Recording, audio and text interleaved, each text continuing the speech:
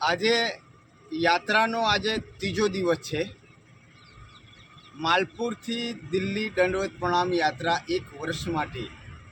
આ યાત્રા છે ગરીબ શોષિત પીડિતની જે વેદના છે એ વડાપ્રધાન નરેન્દ્ર મોદી સાહેબશ્રીને વિનંતી કરવા માટે જઈએ છીએ કે વર્ષોથી જે કામદારો કામ કરી રહ્યા છે તેમના સાથે અન્યાય થઈ રહ્યો છે। સફાઈ કામદારો સાથે ગુજરાતની તમામ સરકારી કચેરીઓમાં, સંસ્થાઓમાં, ગ્રામ પંચાયતોમાં, નગરપાલિકાઓ, મહાનગરપાલિકાઓમાં જે કામદારોને જે અન્યાય થઈ રહ્યો છે એના માટે આ યાત્રા માલપુરથી દિલ્હી સુધી 1 વર્ષ માટે જઈ રહી છે। જે આજે ત્રીજો દિવસ છે તો ગુજરાતના તમામ બંધુઓને આ યાત્રામાં સહકાર આપવા નમ્ર વિનંતી છે।